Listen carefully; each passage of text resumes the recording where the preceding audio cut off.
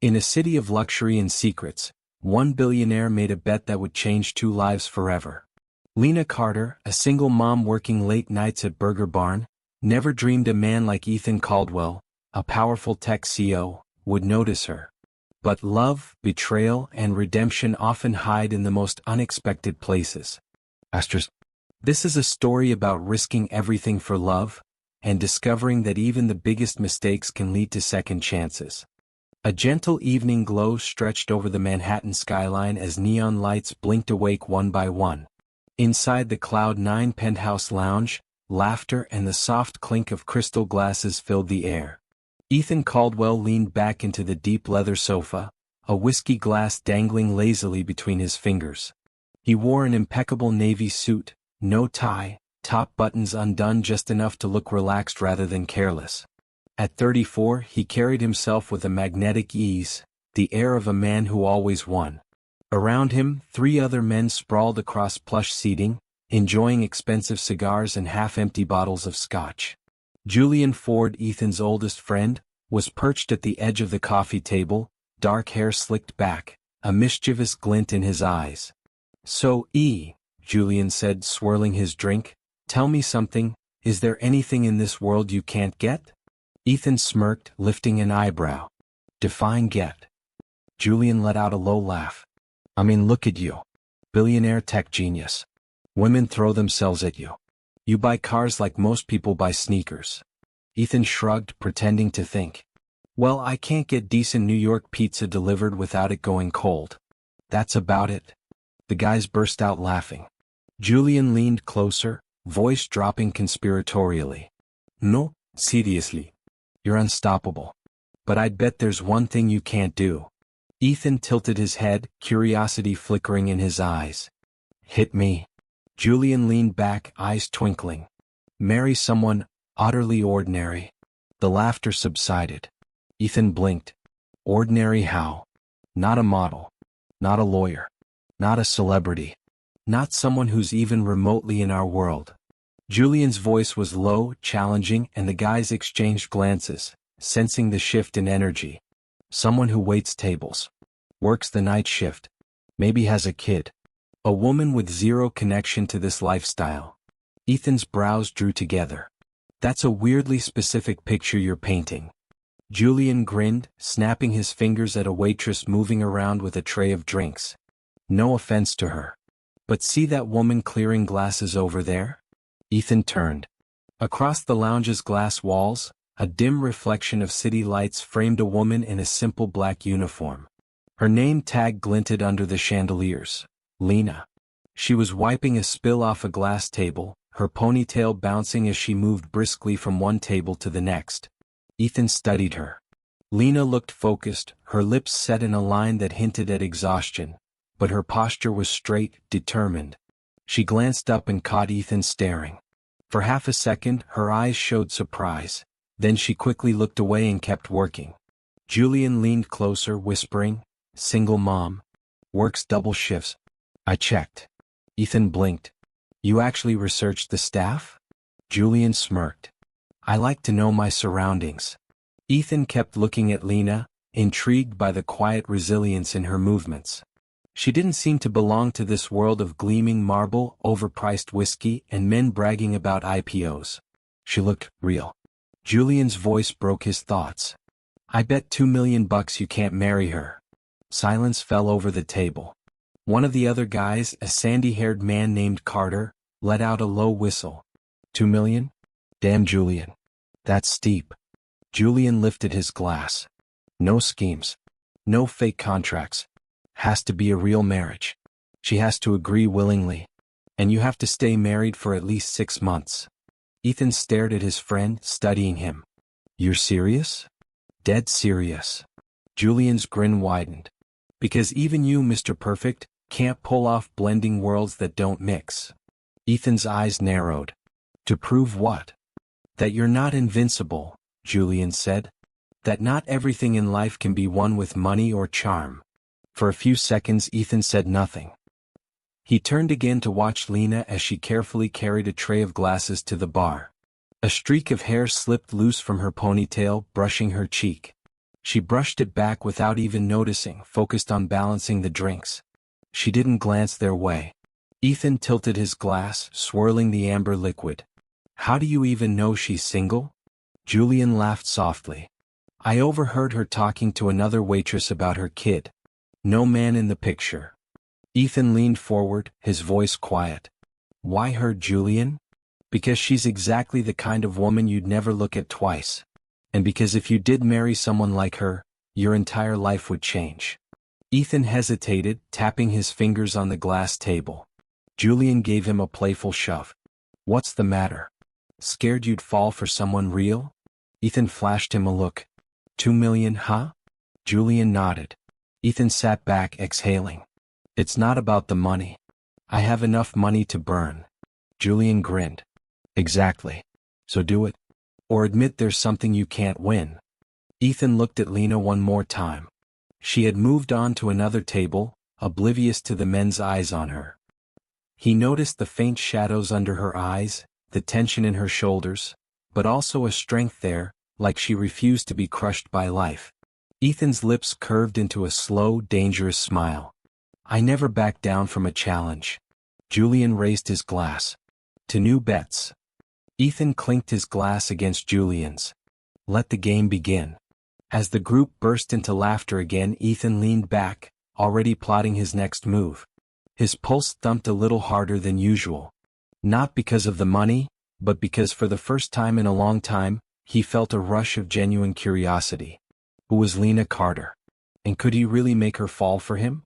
Outside, snow began drifting gently past the penthouse windows, like tiny pieces of a world about to be shaken apart. A sharp wind cut through Manhattan as Ethan stepped out of his sleek black town car, adjusting the collar of his wool coat. It was nearly 9 at night, and the city glowed in cold neon blues and reds. He stood for a moment outside the glowing red sign that read Burger Barn, a place he'd normally never set foot in. Inside, the place smelled of sizzling oil, grilled beef, and the faint sweetness of milkshakes. The harsh fluorescent lights hummed overhead as Ethan pushed through the door. He was immediately out of place. Expensive coat, polished shoes, the soft scent of expensive cologne clinging to him. The customers were teenagers grabbing fries, truck drivers nursing coffees, parents wrangling kids. No one gave him more than a curious glance. He scanned the tables, looking for a familiar ponytail. At the far end, behind the soda machine, he spotted Lena Carter. She wore the same black uniform he'd seen before, hair tied tight, moving fast as she cleared trays into a gray plastic tub. Her face was flushed from the heat and her eyes held a quiet weariness. Ethan exhaled, feeling that odd flicker in his chest again.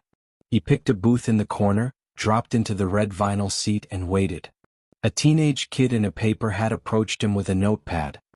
Sir, you ready to order? Ethan shook his head. I'll wait for someone else. The kid shrugged and retreated, and Ethan kept his eyes fixed on Lena. A few minutes later, she emerged from behind the counter carrying a rag and a spray bottle. She approached his table, not looking up, focused on wiping down the empty booth beside him. Excuse me, Ethan said. She glanced over, a flicker of surprise crossing her face. Can I help you? He flashed his practiced grin. Hey Lena. Remember me? She paused, squinting at him. I don't think so. Cloud 9 penthouse. A few nights ago. Lena frowned, recognition dawning. Oh, the guy in the suit. Ethan laughed softly. Well, technically I'm still the guy in the suit. She gave a faint smile, but her eyes stayed wary. Right. Well, welcome to Burger Barn. She motioned toward his unopened menu. Can I get you started with anything? Ethan waved a hand dismissively. Actually, I came here for you. Lena blinked. For me? Ethan leaned forward on his elbows. Yeah. I figured you're the only reason to come into this place. Lena let out a small, disbelieving laugh. Are you serious right now? Completely. She glanced around as if checking for hidden cameras. Look, mister. Ethan, right? This isn't exactly a pickup joint.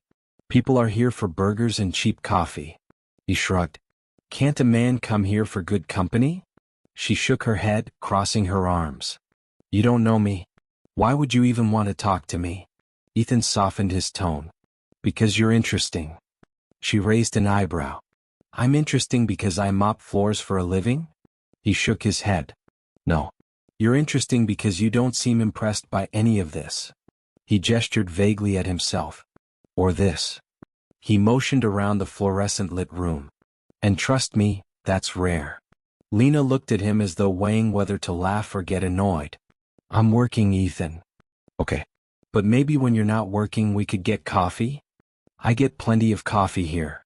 I meant somewhere that doesn't smell like fryer grease. She stifled a laugh. I'm serious, Lena. She stared at him. You know nothing about my life. Then tell me. A flash of emotion crossed her face, pride mixed with exhaustion. What? So you can say you slummed it once in your life. Ethan hesitated, caught off guard. Okay, I probably deserve that. But that's not what this is. Lena shook her head. Look, I'm not some project. I've got enough going on without being entertainment for some rich guy. Ethan raised his hands. Fair enough. I'm not trying to turn you into a project. She leaned closer, voice low. Then why are you here? He hesitated for half a second. The truth, about the bet, sat like a hot stone in his chest. But he forced a smile. Because you seem real. And I don't have much real in my life these days. Lena swallowed hard, eyes flickering with uncertainty. Is this some kind of game for you? No games. You sure about that? He nodded firmly. Lena sighed, glancing at the clock above the counter. I'm on shift. I can't just leave. Then let me sit here while you work. At least let me keep you company. She gave him a flat look. That's weird. I'm a weird guy. Apparently. Ethan laughed. Lena stared at him another moment, then rolled her eyes and started wiping his table briskly. Fine. But don't expect me to entertain you. He leaned back, grinning. Trust me, you already do. She shook her head. You're ridiculous. Probably. She finished wiping the table, straightened, and studied him. You should know something. I'm a single mom. I work late shifts. I'm tired most of the time. And I'm not looking for whatever this is. Ethan looked at her, softer now. Good. Because I'm not offering whatever that is. I just want to talk. She narrowed her eyes. Right? He tilted his head. Let me guess. Your break's in 10 minutes? Lena froze, surprised. How'd you know? He shrugged. I'm observant. She opened her mouth, then closed it again. Maybe. She stared at him a moment longer, caught between curiosity and caution. 5 minutes. That's it. You get 5 minutes on my break. Ethan beamed. I'll take it.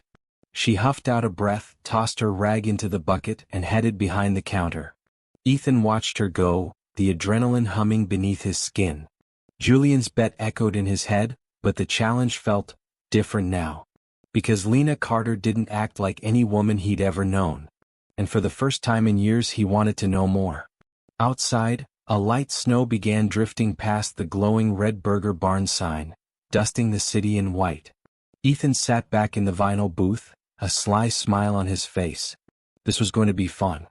Snow still lingered on the sidewalks, turning to slush under countless footsteps as Ethan stepped into Burger Barn again. He carried himself with the same confidence, though his coat smelled faintly of coffee from the dozens of shops he'd wandered into that week, thinking of Lena. He spotted her behind the counter, scribbling on a pad while calling out orders over the hiss of the fryer. Her hair was a little messy today, a few strands slipping loose from her ponytail. Ethan couldn't help smiling. He slid into the line, ignoring the way two teenagers stared at his expensive overcoat and shoes. When Lena finally looked up and saw him, her eyebrows shot up. You again? She said, crossing her arms. Guilty, he said. I'm starting to think you're stalking me. Only in the most polite way. She sighed. I'm working, Ethan. So I'll wait. She glared at him, but he noticed a tiny twitch at the corner of her lips, like she was fighting a smile. An older woman beside Ethan nudged him. Honey, if you don't order, you gotta move. Ethan blinked, then stepped aside, laughing. He found a booth and settled in, refusing to leave even as Lena kept pretending he wasn't there. Finally, after nearly half an hour, she stomped over, arms crossed tighter than before. "You have 5 minutes." Ethan grinned. "I only need 3. She rolled her eyes. "I doubt that." He leaned forward on his elbows. "I've been thinking. We should go for coffee." She let out an incredulous noise. "Did you hit your head recently?" "I'm serious. I told you I'm not looking for whatever it is you're offering." He shook his head. "I'm not offering anything except caffeine and conversation." She looked at him skeptically. "You're ridiculous." "I know. But I'd really like to talk to you." Away from the smell of fryer grease and crying toddlers. She glanced around the restaurant, exasperated. "Why me, Ethan? Seriously? Why?" He paused, choosing his words carefully. "Because you seem like someone who's not impressed by shiny things." He gestured at his watch, his coat, the whole restaurant. "You don't pretend. And that's refreshing." Lena folded her arms tighter. "I'm not interested. But you're still talking to me." She blinked, then let out a sharp laugh. "Damn it." Ethan laughed too. "Come on. 1 cup of coffee. That's all I'm asking." She stared at him. "You won't let this go, will you?" "Nope." She huffed. "Fine. Tomorrow.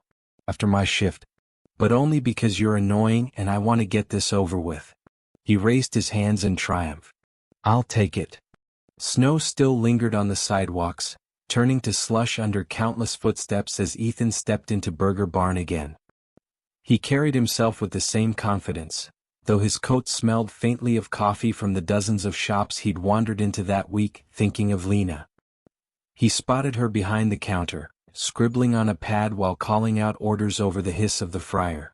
Her hair was a little messy today, a few strands slipping loose from her ponytail. Ethan couldn't help smiling.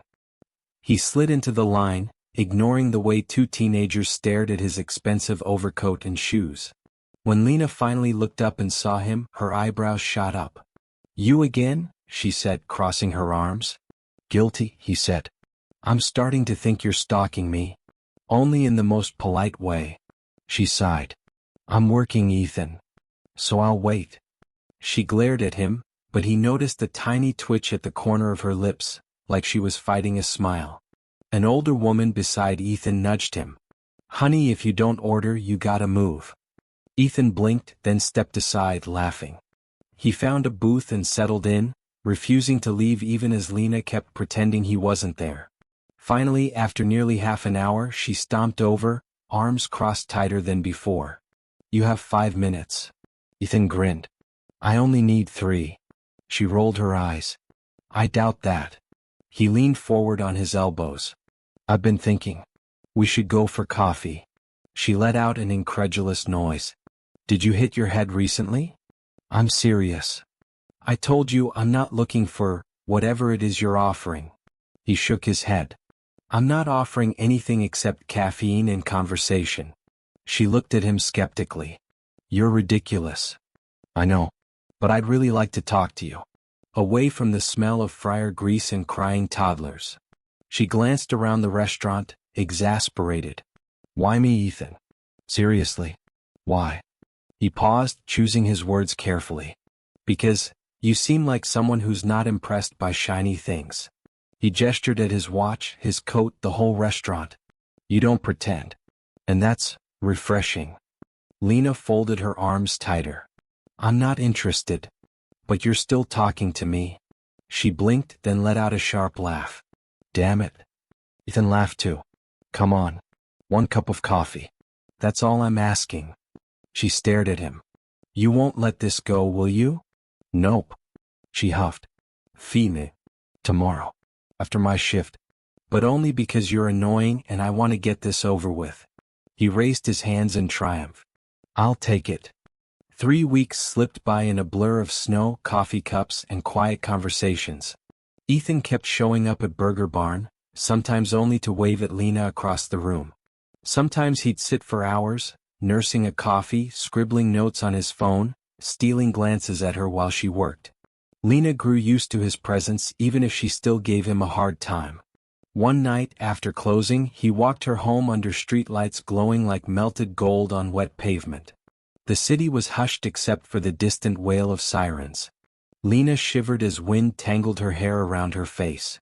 Ethan gently tucked a loose strand behind her ear. "Stop that," she said, half laughing. "Stop what?" "Being nice." He raised an eyebrow. "That's a weird thing to be mad about." She shook her head. "You make it easy to forget how different we are." He sighed. "I know we're different, but I don't think it matters as much as you think." Lena shoved her hands into her coat pockets. "You live in a penthouse. I live in a fourth-floor walk-up with a leaky bathroom ceiling." He smiled. "Sounds cozy." She shot him a look. "Shut up." They reached her building. The brick facade was cracked, paint peeling around the windows. Ethan stared at it, silent for a moment. "I hate that you have to live here." Lena frowned. "Don't start. I'm serious. You and Maya deserve better." She exhaled sharply. "Good night, Ethan." He watched her climb the steps and vanish inside. The next few days, Lena kept her distance.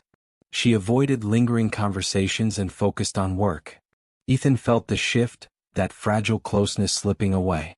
So he decided to do something reckless. Friday night came. Burger Barn was busier than usual. Grease hissed on the grill. Kids screamed over the sound of soda machines. Lena was wiping down tables when she felt a presence behind her. She turned to find Ethan standing there, dressed not in his usual suit, but in jeans and a hoodie. He looked almost normal. Almost. Lena raised an eyebrow. "Who the hell are you and what have you done with Ethan Caldwell?" He laughed. "Trying to blend in." "You're failing." "Rude." She smirked, going back to wiping the table. He cleared his throat. "Can we talk?" "I'm working." "Please?" She gave him a look but nodded toward an empty booth. 5 minutes. They sat across from each other, Ethan leaning forward, palms flat on the table. He stared at her for a long moment. Lena frowned. "Why do you look like you're about to deliver a TED Talk?" He swallowed. "Because I'm about to do something stupid." "That's new." "Funny." Lena folded her arms. "Spit it out." Ethan exhaled. "Okay. I know this is insane. And we hardly know each other. But I can't stop thinking about you. And Maya." Lena blinked. "Ethan." "No, let me finish." He raked a hand through his hair. "I thought I was coming here because I wanted to prove something. That I could do anything. That I could win any bet. But somewhere along the way, it stopped being about that." Lena stiffened. "Bet." Ethan froze. "Shit." He recovered quickly, forcing a smile. I just mean challenges in life. Not an actual bet." She narrowed her eyes. He pressed on before she could question him more. "Lena, I want to give you and Maya a better life." Her jaw dropped. "What?" He leaned closer. "Marry me." Silence slammed into the booth like a punch. Lena stared at him, eyes huge. Then she let out a laugh so loud a couple of teenagers turned to look. "Are you out of your mind?" "Probably," Ethan said. Lena pushed back in the booth, shaking her head. "Marry you?" "Ethan, I barely know you." "I know. People don't just propose to strangers over ketchup-stained tables." He reached for her hand. "Maybe they should." She yanked her hand away. "No. Absolutely not. This is crazy." Ethan stayed calm. "Lena, listen. You're killing yourself working here. Maya deserves more. You deserve more." She glared at him. "I don't need some billionaire to swoop in and save me. I'm not trying to save you. I want to build something real." Lena rubbed her eyes. "This is ridiculous. We come from different worlds." "I don't care." "You should." "Probably. But I don't." She sat there, breathing hard, cheeks flushed. Ethan lowered his voice. "I'm not saying we have to have the perfect marriage. But maybe we could try. For Maya's sake. For yours." Lena stared at him, chest rising and falling. "Why me, Ethan?" she whispered. "Because you make me feel real. Because you're the first person who's looked at me and not seen a dollar sign." Lena swallowed. "This isn't a fairy tale." "I know. But I think we could make it work." She let out a shaky laugh. You're insane. He grinned. You keep saying that. She closed her eyes. This would change everything. I know. What if it doesn't work? Then we tried. And maybe that's enough. Lena opened her eyes, staring at the man across from her. She saw something raw there. Something she hadn't expected. And she thought of Maya. Of cold winters. Of unpaid bills. Of nights when she fell asleep crying because she was so tired. She took a trembling breath. For Maya. Ethan's eyes softened. For Maya. I'm not promising a fairy tale, she said. Good, he said. I'm terrible at fairy tales. Lena hesitated. Fine. I'll marry you. But if you break my kid's heart, I'll kill you. Ethan laughed, a sound of pure relief. Fair enough. He reached across the table. Lena didn't pull away this time. Outside, the neon Burger Barn sign buzzed and flickered as snow swirled past the glass. Inside, Ethan squeezed Lena's hand gently, 1,000 unspoken words between them. Neither quite believing what they just agreed to. But for the first time they were standing on the same side of a decision. And neither of them wanted to let go. 2 days after Lena said yes, Ethan stood outside her apartment building, hands in his pockets, watching movers haul cardboard boxes down the narrow stairs. It was snowing again, fat flakes swirling around the cracked brick facade. Lena appeared in the doorway holding a small purple backpack covered in unicorns. Maya clung to her leg, peeking out shyly. You sure about this? Lena asked, voice low. Ethan smiled. Positive. Lena exhaled, glancing up at the fire escape rattling in the wind. This place may be falling apart, but it's ours. I know, Ethan said gently. But I want you to have more than this. Lena stared at him a moment longer, then squeezed Maya's hand. Okay. Let's go. Manhattan streets blurred past the car window as they drove downtown. Maya's eyes grew rounder the closer they got to the towering buildings. Mommy, it's so tall here. Maya squealed, pointing at glass skyscrapers reflecting the winter sky. I know, baby, Lena said, her voice tight. Inside the penthouse, floor-to-ceiling windows offered a sweeping view of the Hudson River, lights flickering like jewels on black water. White marble floors glowed under recessed lights. A wall-length aquarium glimmered blue beside the dining table. Maya stood frozen in the entryway, clutching her unicorn backpack. Lena walked in behind her, eyes wide, the sound of her footsteps echoing off the cold marble. Oh my God, she whispered. Ethan grinned, spreading his arms. Welcome home. Lena glanced around as if expecting someone to appear and kick them out. This is huge. It's just space, Ethan said, shrugging. Lena shot him a look. Space? Ethan, I could fit my entire apartment in this living room. Maya edged toward the aquarium, eyes widening at the colorful fish. Mommy, look. Nemo. Lena half smiled. Yeah, baby. I see him. Later that night, Ethan offered to show them the rest of the penthouse. He led them through the kitchen, pointing out granite counters and a wine fridge. Lena barely looked. Instead, she was quietly studying the ceiling moldings, her hands shoved into her pockets. You hate it, Ethan finally said. I don't hate it, Lena said quickly. It's just, I feel like I'm gonna break something expensive. He laughed softly. Trust me, I've already broken half the things in this place. She didn't smile. Dinner that night was in the penthouse dining room, at a glossy table so big Lena felt like she needed a microphone to talk across it. A chef, hired by Ethan, served roasted duck with cherry glaze. Maya sniffed her plate suspiciously. Why is there red stuff on my chicken? It's duck, sweetie, Lena corrected gently. Maya blinked. I don't want duck. I want chicken nuggets. Lena shot Ethan an apologetic look. It's okay, Ethan said quickly. I'll tell them to make nuggets. He jumped up, calling the chef back. Lena watched him go, feeling like an intruder in someone else's life. The next morning, Lena woke in a bed the size of her entire bedroom back in Queens. She rolled over and found Ethan already dressed, checking emails on his phone. He looked up, smiling sleepily. Morning. She groaned. Do you have to work already? Only a few things. He reached over, brushed his thumb across her cheek. You okay? Lena hesitated. It doesn't feel real. Like any second, someone's going to tell me I don't belong here. You belong here, Ethan said firmly. She sighed. Everything smells too clean. And that bed is so big I lose my kid in it. Ethan laughed. We'll get a smaller bed. Lena stared at him. You'd buy a new bed just so I'd feel less weird? Sure. You're crazy. Probably. Maya adapted faster than her mother.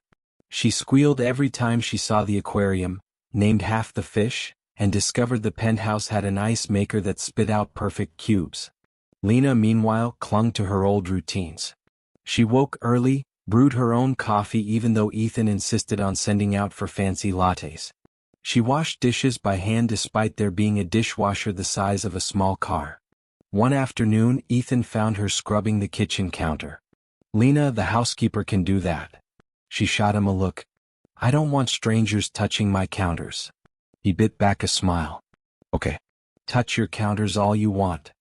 That weekend, Ethan suggested dinner at the Plaza Hotel. Lena stepped out of the bedroom wearing a simple black dress Ethan had given her. He nearly dropped his cufflinks. You look, wow. Lena crossed her arms. I feel ridiculous. You look perfect. She sighed. I'm gonna spill something. Or knock over the water glasses. It'll be charming, he assured her. At the plaza, chandeliers glittered overhead. Ethan ordered a bottle of French wine, rattling off vintages like a sommelier. Lena sat stiffly, eyes darting around the grand room. This bread is $5. $5. It's good bread, Ethan said. It's bread, Ethan. He grinned, leaning closer. Come on. You've got to admit the butter's pretty amazing. She shot him a look. It tastes like butter. Halfway through dinner, Lena dropped her fork. It clattered loudly against her plate. Every head turned. Lena's cheeks flamed red. I told you I'd embarrass you. Ethan burst out laughing. You could set the table on fire and I'd still be the proudest guy in the room. Lena couldn't help smiling. The next day, Ethan canceled 2 meetings just to spend the afternoon with Lena and Maya. They built a pillow fort in the living room, stringing fairy lights overhead. Maya crawled inside, squealing. This is my castle. Ethan crawled in beside her, bumping his head on a chair. Oh, your castle has low ceilings. Lena stood outside the fort, laughing so hard she couldn't breathe. Later, the 3 of them sat on the floor eating takeout Chinese food. Maya slurped noodles. Ethan stole bites from Lena's plate until she slapped his hand away. Hey. Sharing is caring, he protested. Lena rolled her eyes. Not with lo mein. Ethan leaned in, whispering, You're the only person who's ever told me no. She froze, chopsticks in midair. Is that a good thing or a bad thing? He grinned. It's my favorite thing. That night, after Maya fell asleep, Ethan and Lena sat on the couch, a blanket around their shoulders. The city lights sparkled outside like stars. Lena whispered, I don't know how to be this person. Ethan frowned. What person? The woman in the fancy apartment. The woman going to $5 bread dinners. You don't have to be anyone but you. She stared at him. And if me doesn't fit here? Ethan paused, then said softly, Then we make a new place that does. A long silence hung between them. Then Lena rested her head against his shoulder. And for the first time since moving in, she closed her eyes and let herself breathe. A soft snow fell over Manhattan, dusting the skyline in white as Ethan rode the elevator up to the penthouse. It was almost 7. Earlier than he usually got home. The doors opened and he heard Maya's voice before he even stepped inside. No, that's not how you do it. Lena appeared in the hallway wearing leggings and an oversized hoodie, hair pulled into a messy bun. She blinked at Ethan, surprised. You're home early. He stepped forward, pressing a quick kiss to her cheek. Trying something new. She gave him a skeptical look. New, like coming home before midnight? He raised an eyebrow. Ouch. Inside the living room, Maya sat cross-legged on the floor, homework spread around her. Markers rolled everywhere. Mommy, he's messing it up. Maya wailed. Ethan held a pencil in his right hand, staring at the math workbook like it was written in Sanskrit. He looked up at Lena, eyes wide. What the hell is regrouping? Lena burst out laughing. It's carrying numbers, genius. I don't remember elementary school being this hard. You probably skipped it and went straight to making millions, Lena teased. Ethan gave her a wounded look. That's cruel. Maya poked his arm. Do it again. I don't want to embarrass myself twice, Ethan muttered. Maya giggled. You're funny. Ethan dropped his pencil, sighing dramatically. Okay, let's try one more time. He squinted at the workbook. 14 minus 7. Okay, so you borrow something? Lena knelt beside him. You borrow 1 from the tens column. Ethan stared at her. That's theft. Lena snorted. It's math. Maya clapped her hands. Mommy wins. Later, Ethan sat with Maya on the floor while Lena cleaned up markers. He whispered conspiratorially. Between you and me, I think your mom's smarter than me.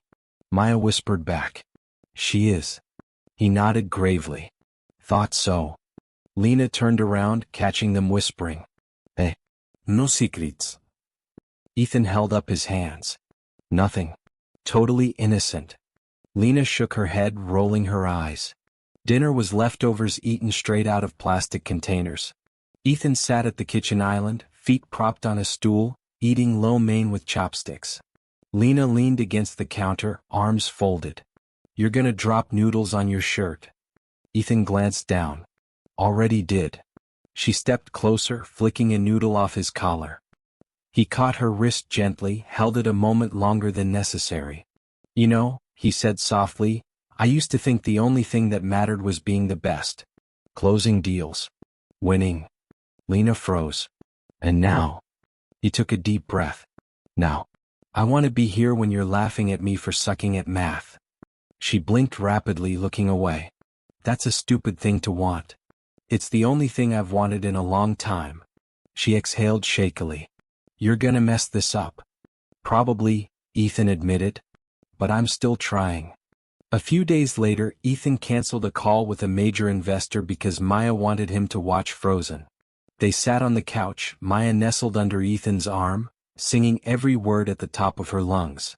Ethan mimicked Elsa's arm motions, dramatically belting out, Let it go. Lena stood in the doorway, one hand covering her mouth, trying not to laugh. Maya squealed, You sound weird, Ethan. Ethan gasped. Rude. On Saturday, Ethan found Lena in the kitchen making pancakes. He slid up behind her, wrapping his arms around her waist. She stiffened. Hot stove. He backed off, holding up his hands. Sorry. Just, you smell like maple syrup. She gave him a flat look. Not romantic. He grinned. Kind of is. She flipped a pancake, pretending not to smile. That afternoon, they took Maya to Central Park. Snow blanketed the grass in a sparkling sheet of white. Maya shrieked, chasing pigeons while Ethan tried, and failed, to keep up. Slow down, he yelled, slipping on the ice. Lena doubled over laughing. As they walked home, Lena tucked her gloved hand into Ethan's. You know, this is the first time in years I've felt like life isn't just surviving. Ethan squeezed her hand. That's kind of the point. She sighed. You're gonna make me believe in happy endings, and that's dangerous. Let me be dangerous, he said softly. That night, after Maya was asleep, Ethan and Lena sat together on the couch, lights low. Lena whispered, Why are you really doing this? Doing what? Trying so hard to fit in my world. He thought for a moment. Because your world is the only place I feel like myself. She blinked. That's stupidly sweet. Thank you. But you're gonna mess it up. I probably will. She laughed quietly. God, you're such an idiot. He leaned over and kissed her, gentle and lingering. And for a brief, perfect moment, the world felt small enough to hold in the palms of their hands. The winter sun hung low over Manhattan, bleeding pale gold across the penthouse windows. Ethan sat at his glass desk, flipping through a stack of dusty file folders. He'd been up since dawn, determined to clear out old paperwork before the new fiscal year. A mug of coffee sat beside him, gone cold an hour ago. He rubbed his eyes, exhaustion gnawing at the edges of his focus. Most days he'd have pushed the task onto his assistant. But since Lena and Maya had come into his life, he'd started wanting to handle things himself. He wanted to feel connected. He reached for another folder. A tab labeled Walter's Textile Acquisition, 2017 peeked out. Ethan flipped it open without thinking. Inside were printed financial statements, maps, and memos. At first it all looked like numbers and legal jargon. Until his eyes caught a single line. Closure of Walter's plant, East Haven, New York. 450 employees affected. His brain froze. East Haven. Why does that sound familiar? He squinted at the memo. Closure necessary to offset company debt. Projected savings, $18 million. A dull throb began in his temples. East Haven. A memory flickered. Lena talking in the coffee shop, voice soft and sad. Tiny apartment, neighbors curry, the factory closing, everything fell apart. Ethan stared at the paper in his hands, stomach twisting. No, it can't be the same place. He rifled through the documents, scanning addresses, looking for anything to prove himself wrong. But there it was in black ink, East Haven, New York. Her hometown. He sat back in his chair, the leather creaking beneath him. The city sprawled outside the glass, glittering and silent. Inside, Ethan felt like the room was shrinking. He dropped the folder on the desk, his fingers trembling. He remembered the Walters deal. Back then, it was just numbers on a spreadsheet. The plant was underperforming. Closing it was the easiest way to keep shareholders happy. He'd signed the paperwork in under 15 minutes. $18 million saved. Everyone congratulated him. He'd gone to dinner afterward. Drank expensive champagne. Didn't think twice. But now his mind replayed Lena's voice. I was pregnant with Maya. Suddenly out of work. Bills piled up. I took whatever job I could find. Ethan's chest squeezed so tight he struggled to breathe. He pressed the heels of his hands into his eyes, as if he could erase what he'd read. A distant memory surfaced. Julian leaning across a bar, laughing. You're girls from East Haven, right? That town's practically dead after that factory shut down. Ethan's eyes flew open. He staggered up from the chair. He walked to the window, bracing his palms against the cold glass. Down below, traffic crawled along the avenues, oblivious. He whispered to himself, "Oh my God." He closed his eyes. In his head he saw Lena at Burger Barn. Her weary eyes. The way her voice cracked when she spoke about struggling. And Maya. That bright little girl who should have grown up with a father who was there. Who should have grown up in a home that wasn't falling apart. Ethan swallowed hard. He felt like he was drowning in guilt. The numbers on that page weren't just numbers. They were Lena's lost paychecks. Her fear. Her exhaustion. All the nights she'd cried herself to sleep because she couldn't afford groceries. And he'd been the reason. He sank into the nearest chair, his breath shallow. This was his fault. Not an accident. Not some faceless corporation. Him. He'd destroyed her life before he ever knew her name. He wanted to scream. Or punch the glass until it shattered. Instead he sat there shaking. A soft voice interrupted the silence. Ethan? He whipped around. Lena stood in the doorway wearing an old t-shirt and sweatpants. Her hair was still damp from the shower. She looked sleepy but concern creased her brow. Hey, he croaked. Lena frowned. What's wrong? Ethan tried to force a smile. Nothing. Go back to bed. She took a step closer. Don't lie to me. I'm not. She tilted her head. Yes, you are. Your face is pale and you're sweating. He wiped his forehead with his sleeve, realizing she was right. Lena folded her arms. Did something happen at work? Ethan hesitated. The truth clawed at his throat, begging to come out. But how could he tell her? That he was the reason she'd lost her job? That her daughter's hard childhood was partly because of him? He swallowed again. It's all business stuff. Nothing important. Liar. He couldn't meet her eyes. Please, Lena. Just give me a minute. She lingered a second longer, then nodded slowly. Fine. But we're talking about this tomorrow. She disappeared down the hall, her footsteps fading. Ethan dropped his head into his hands. Tomorrow. He'd have to tell her. About East Haven. About the factory. About how he'd unknowingly destroyed everything she'd fought to hold together. For the first time in years, Ethan felt truly afraid. Not of losing money. Or business deals. But of losing Lena. And the little family he just started to build. Morning sunlight spilled into the penthouse, touching the marble floors with pale gold. Ethan sat at the kitchen island, staring into a mug of black coffee gone cold. His eyes were bloodshot. He hadn't slept all night. Lena shuffled in wearing her gray hoodie, hair tied up in a messy knot. She paused when she saw his face. "You look like hell." "Thanks," Ethan muttered. Lena leaned against the counter, folding her arms. "Okay, spill it. What's going on?" Ethan swallowed hard. He'd rehearsed it 100 times in his head. None of it felt good enough. "Sit down," he said quietly. Lena hesitated, then pulled out a stool across from him. She eyed him warily. "Are you sick? Dying? What?" Ethan rubbed his palms over his face. "It's about my company. About before we met." "Okay." He looked at her, his chest tightening. "You remember you told me about the factory in your hometown? The one that closed."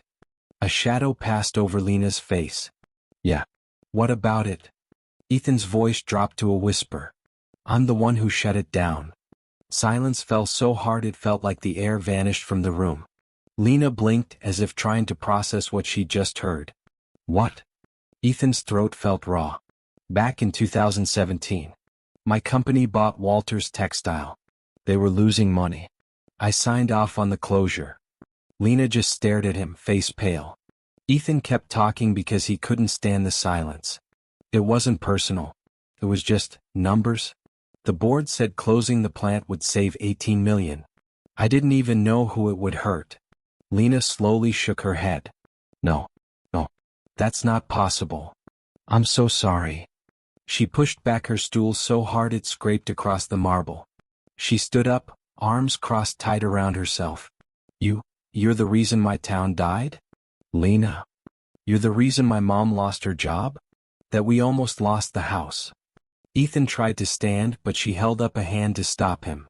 Don't come closer." Her chest rose and fell quickly. "You're the reason I was working double shifts at Burger Barn while I was pregnant?" Ethan felt like he couldn't breathe. "Yes. But I didn't know it was you, I swear. It was me. It was all of us." Lena's voice rose. "We were people, Ethan. Not numbers." I know that now." Tears spilled down Lena's cheeks, fast and silent. "I can't believe this. Lena, I swear. Don't you dare try to explain this away." She wiped her face with the sleeve of her hoodie. "I told you everything about my life. About how hard it was. And all this time, you were the one who caused it." Ethan's voice cracked. "I didn't know. I swear to God if I'd known." "But you didn't care enough to know," Lena shouted. Her voice echoed off the marble walls. She turned away, pressing her fist to her mouth. Ethan reached for her. "Lena." She jerked away so fast he nearly stumbled. "Don't touch me." Maya's voice floated in from the hallway. "Mommy?" Lena swiped at her face, trying to compose herself. Ethan froze, looking over her shoulder. Lena called out, voice trembling. "Hey baby. Go watch your cartoons for a minute, okay?" Maya hesitated, looking worried, then disappeared back down the hall. Lena whirled back on Ethan. "How could you not know? How could you just erase a whole town from a spreadsheet and go drink champagne after?" Ethan's eyes glistened. "I thought I was doing my job. I was 28 and trying to save the company. I didn't think about real people." Lena let out a bitter laugh. "Of course you didn't." She stared at him, eyes blazing through her tears. "You're the reason my daughter was born into struggle. The reason I had to work 2 jobs and still come home crying at night." Ethan felt like a knife was twisting in his chest. "I would give anything to change that. Anything." Lena stepped back, shaking her head. "I don't even know who you are. It's still me. No. The man I thought I knew would never have done this." She turned away, hugging herself like she was trying to keep from shattering. I feel sick. Lena, please? She cut him off with a sharp gesture. Don't. I can't right now. Ethan took a step closer. I love you. I love Maya. That's real. She laughed bitterly. Is it? Or is that just another thing you tell yourself so you can sleep at night? He blinked back tears. It's real. Lena stared at him for a long, excruciating moment. Then her voice dropped to barely a whisper. You broke me before you even knew me. She turned and fled down the hall, disappearing into the bedroom. The door slammed shut. Ethan stood in the silence she left behind, the echo of the door ricocheting off marble and glass. He sank onto the stool, burying his face in his hands. A single thought looped in his head over and over. I've lost her. Snow had melted into gray slush along the curbs of Manhattan. Ethan stood by the penthouse window, watching cars crawl through puddles of light. It had been 4 days since his confession. 4 days of silence from Lena. 4 days of Maya asking, "Is Mommy okay?" in a voice so small it made him want to scream. He barely touched his phone. Didn't return calls. Didn't show up at meetings. Instead he just waited. Late Friday afternoon, Julian let himself into the penthouse without knocking. He strode in wearing an expensive wool coat, his hair slicked back, a faint trace of cologne wafting behind him. Ethan. We need to talk. Ethan didn't look away from the window. Not now, Julian. Julian threw his hands up. Jesus, man. You've dropped off the face of the earth. Your team's calling me wondering if you're dead. Ethan's shoulders sagged. I'm fine. No, you're not. Julian walked closer, voice dropping. What the hell happened between you and that waitress? Ethan's jaw clenched. Don't call her that. Julian blinked. Okay. Sorry. Lena. Julian folded his arms, staring him down. Is this about the factory thing? Because I heard you were digging through old files. What's going on? Ethan exhaled shakily. I told her. About East Haven. Julian let out a low whistle. Shit. Behind them, footsteps echoed across the marble floor. Neither man noticed Lena standing near the hallway entrance, frozen, half-hidden behind the wall. She'd come out looking for Maya's pink sweater. But when she heard her name, she stopped. She clutched the sweater against her chest, heart pounding. Julian shook his head. I mean, that's rough. But she'll get over it. The important thing is you won the bet. Ethan spun around. Shut up, Julian. Lena's breath hitched audibly. Neither man heard it. Julian kept going, oblivious. Seriously, man, $2 million. That's not nothing. Even for you. Ethan's face twisted with pain. Shut up. Julian stepped closer. What, you're gonna pretend it never happened? That bet was your idea, remember? Bet I can marry a girl from nowhere. You said it, not me. Lena staggered back, slamming into the wall. Julian kept ranting. And you pulled it off. You married her.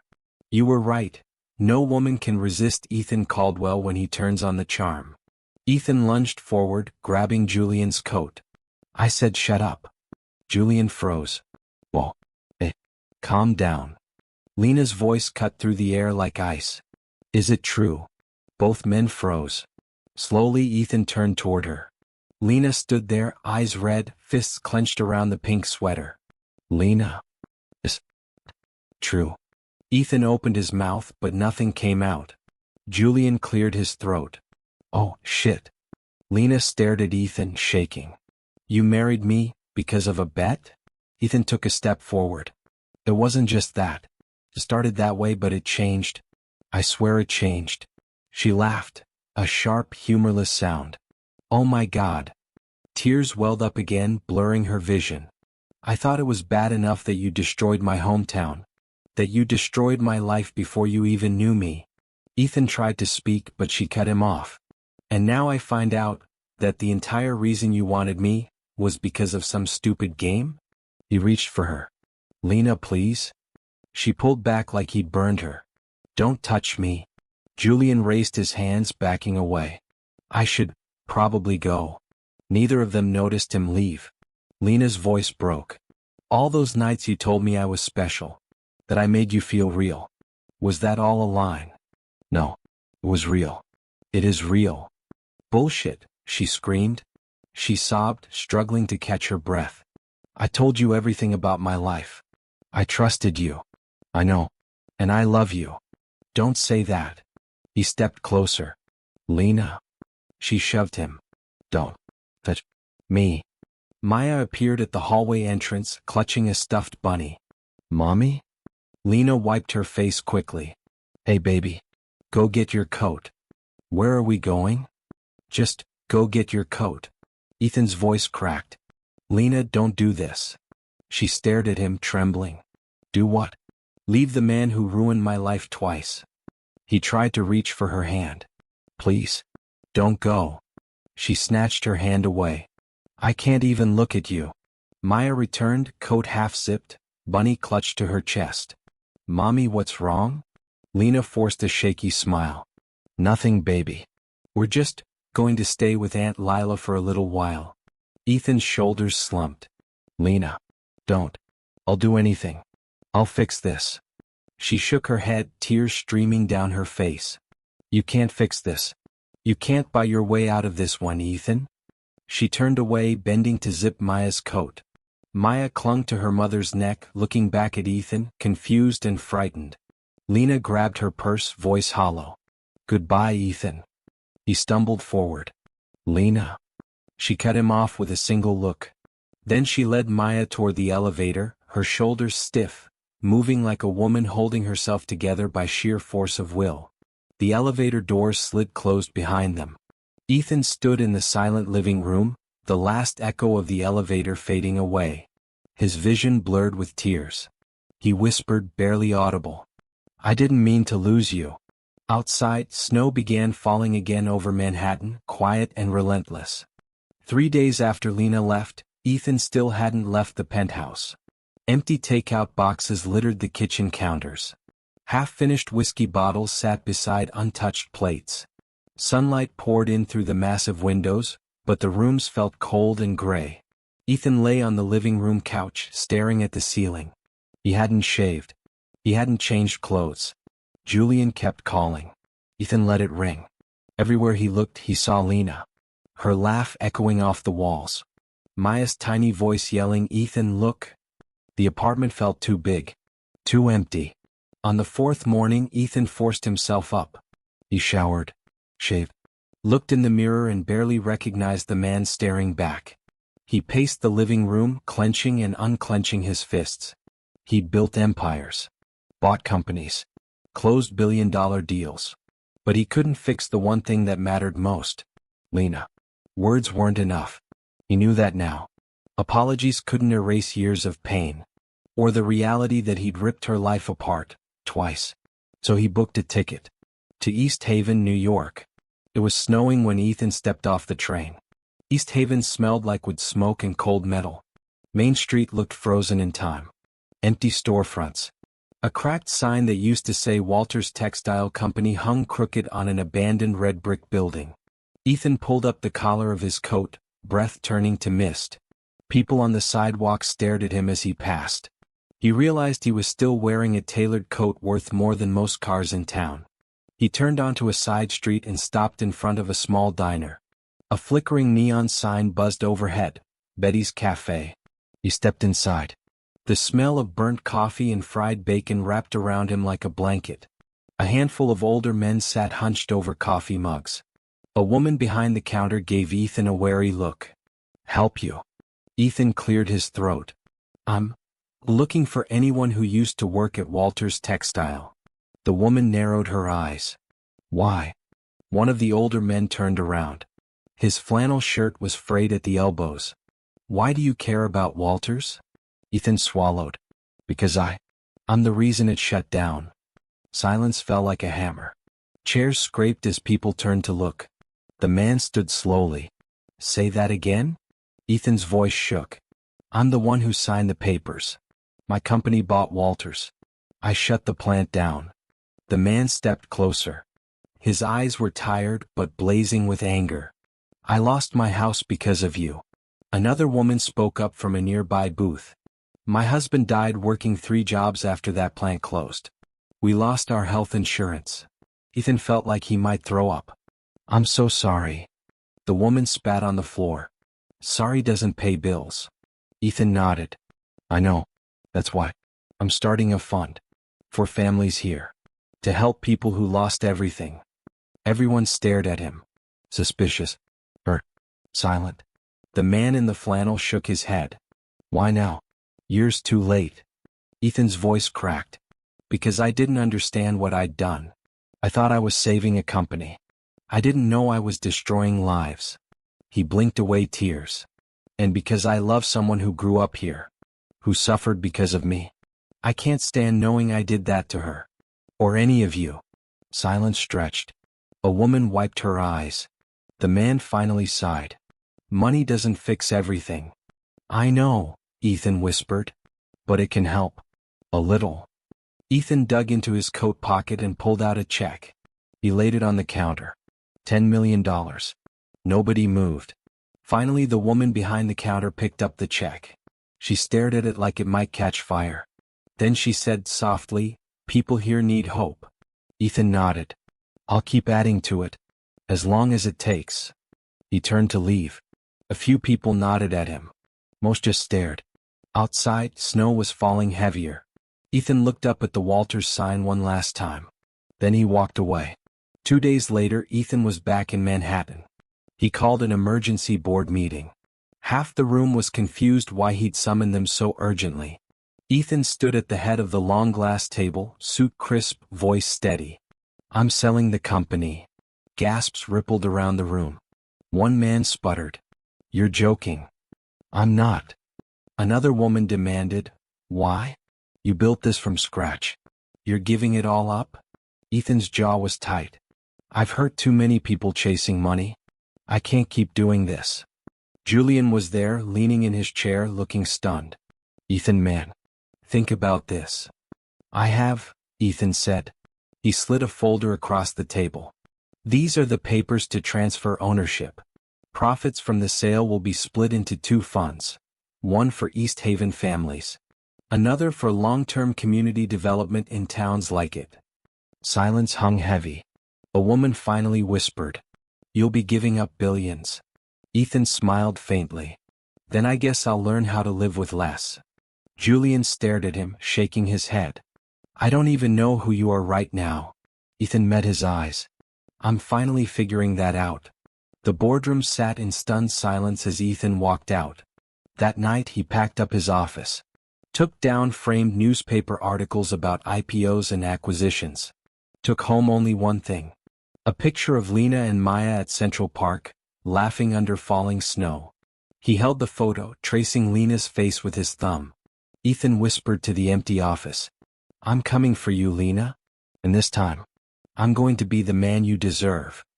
Spring arrived in New York quietly, sneaking in with warmer breezes and tiny green buds along the sidewalks. Ethan sat in a cab, gripping the edge of the seat as the driver wound through Queens traffic. He stared out the window at rows of brick buildings, wondering how many times Lena had trudged these streets, exhausted, holding Maya's tiny hand. When the cab stopped, Ethan climbed out, his breath catching. He was standing outside a narrow building with chipped paint and rust around the mailboxes. Lena's sister, Lila, lived on the 2nd floor. Ethan hesitated at the buzzer. He wiped his sweaty palms on his jeans. Then he pressed the button. Lila answered the door, wearing leggings and a t-shirt that read coffee before chaos. She crossed her arms, blocking the doorway. Well, look who's not on a magazine cover today. Ethan managed a weak smile. Hi, Lila. She narrowed her eyes.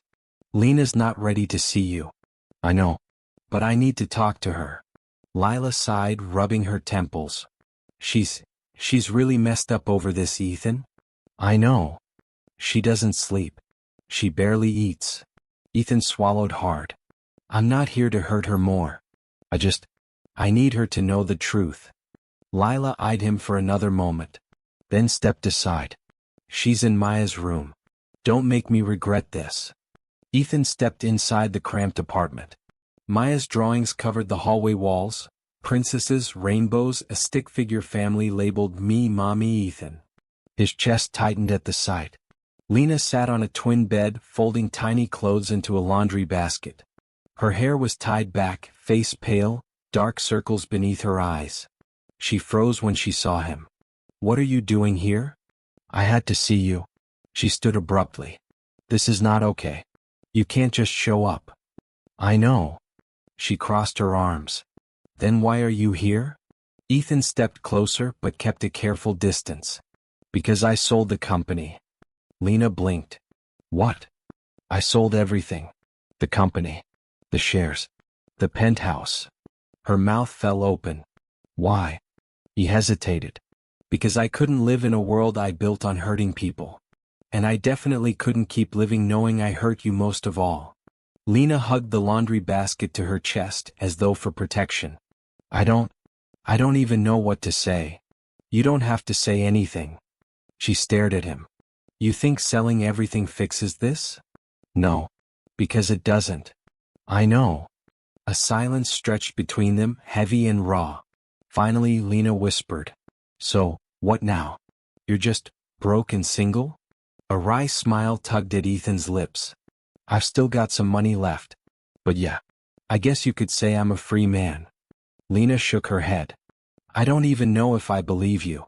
"Then let me prove it." "How?" He pulled out a folded newspaper clipping from his pocket. It was an article from the East Haven Times. "Former CEO establishes $10 million fund for displaced workers." He handed it to her. Lena scanned it, her fingers trembling. Tears filled her eyes, though she tried to blink them away. "I don't understand." Why would you do all this?" "Because I love you. And because love should be more than words." Lena swallowed hard. "You can't just throw money at problems and expect forgiveness." "I know. I don't expect forgiveness. I just want you to know I'm not the same man I was." Lena's voice cracked. "But how do I trust you again?" "You don't have to. Not yet. Maybe not ever." He exhaled slowly. "I just want to keep trying. To be here. Even if all I get to do is make Maya laugh and help you carry groceries." A tear slipped down Lena's cheek. "Stop saying things like that." "Why?" "Because you make me want to believe you." Ethan's eyes glistened. "I want you to believe me. But I'll wait as long as it takes." Lena closed her eyes, shaking her head. "I'm not ready." "That's okay. I don't know if I ever will be." "Then I'll keep showing up. Not pushing. Just showing up." Lena opened her eyes, meeting his gaze. Her voice dropped to a whisper. "You hurt me so bad." "I know." He swallowed hard. "I hate myself for it every day." Lena set the laundry basket down. She walked past him, then stopped at the doorway. "I can't forgive you yet." "I'm not asking you to." She hesitated. "Don't show up here again." "Not yet." Ethan nodded slowly. "I promise." Lena studied him for a long moment. Then, almost imperceptibly, she whispered, "But I'll call you. If I'm ready." Ethan's breath caught. "I'll be here." Lena turned away, shoulders trembling. Ethan stood frozen, watching her disappear down the hallway. He glanced at Maya's drawings on the wall, traced the little stick figure labeled Ethan, and he whispered to himself, "I'll keep showing up." The days blurred into weeks after Ethan last saw Lena. He kept his promise. He didn't call, didn't show up uninvited. But he thought of her every morning when he woke up in his tiny new apartment. And every night as he fell asleep alone. One soft April afternoon his phone buzzed. A single message blinked on the screen. "Can we talk?" "Lena." Ethan stared at it, barely breathing. Then typed back, "Name the time and place. I'll be there." 2 days later, he stood waiting at Central Park, fingers nervously tapping the paper bag in his hand. He wore a simple gray t-shirt and jeans. No watch worth a car on his wrist. No suit. Just Ethan. Cherry blossoms drifted down around him like pink confetti. He watched families pass with strollers, couples laughing, and wondered if he'd ever belong in a moment like this again. Then he saw her. Lena walked slowly up the path, Maya skipping beside her. She wore a soft blue dress and sneakers, hair tumbling over her shoulders. Her eyes looked tired but clearer than he'd seen them in weeks. "Hi," Ethan said, voice trembling. "Hi," Lena answered. Maya squealed. "Ethan." She threw herself into his arms. He caught her, hugging her tight, eyes burning. Lena shifted awkwardly. I said we could talk. That's it. I know, Ethan said gently. He led them to a grassy spot under a blooming tree. He spread out a simple checkered blanket. From the paper bag he pulled sandwiches, apple slices, and a cheap bottle of ginger ale. No caterers. No silver cutlery. Lena blinked. Did you make those sandwiches yourself? Yep, Ethan said. Don't get too excited. They're pretty terrible. Lena huffed out a tiny laugh. Maya plopped down on the blanket, grabbing an apple slice. Lena lowered herself beside her, arms wrapped around her knees.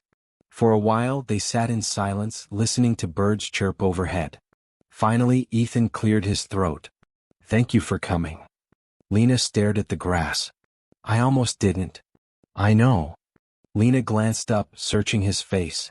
You look different. I am different, Ethan said softly. I'm still figuring out who that is. But he's definitely not the guy who thought love was just another game to win. Lena bit her lip. Everything still hurts, Ethan. I know, he said. And it probably always will. Probably, Ethan admitted. Lena blinked away tears. But I also keep remembering how you sat there trying to help Maya with math. How you burn pancakes. How you look when you're trying not to laugh. Ethan's lips quirked. I'm a terrible pancake chef. Lena smiled through her tears. Yeah, you really are. Maya crawled into Ethan's lap, wiggling around. Mommy, can Ethan live with us again? Lena's breath hitched. Baby, we'll see. Ethan swallowed hard. I don't expect everything to go back to how it was. I know I hurt you. And Maya. More than I'll ever be able to fix. Lena wiped at her cheeks. But if you ever decide to let me back into your life, even a little, I'll be here. He looked at her steadily. I want to be the man you and Maya deserve. Lena studied him for a long time. Birds chirped. A breeze rustled cherry blossoms down around them. Finally, Lena whispered. Are you really done with the company? The money? All of it? All of it, Ethan said. He hesitated. Well, except enough to keep buying terrible sandwich ingredients. Lena rolled her eyes. Idiot, she murmured. Guilty, Ethan said. Maya looked up at her mom. Please, Mommy? Lena let out a shaky breath. I can't promise you forever, Ethan. I'm not asking for forever. Just, right now. A tear slipped down Lena's cheek. She reached out, slowly, and took Ethan's hand. Ethan felt his heart slam against his ribs. Lena whispered. Okay. Right now. Maya squealed. Yay. Lena leaned closer, pressing her forehead to Ethan's. Don't make me regret this. I won't, he promised. They sat together beneath the falling petals, Maya giggling as she chased blossoms around the blanket.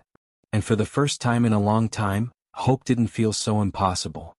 A year later, on a snowy Christmas Eve, Ethan and Lena shared dinner in a cozy Brooklyn apartment. Maya plays by the tree, laughter ringing through the warm glow of fairy lights. Ethan takes Lena's hand, gratitude shining in his eyes. I thought I knew what love was. I thought it was conquest, power, winning. I was wrong. Love is surrender. It's giving yourself completely, and trusting someone enough to catch you when you fall. The camera pans out as the family laughs together, snow falling gently outside. Do you believe even the biggest mistakes can lead to true love and second chances? Share your thoughts in the comments below. And if you love emotional love stories, powerful redemptions, and tales of finding hope again, subscribe to SoulTales for more cinematic stories that prove life's greatest bets are always on the human heart.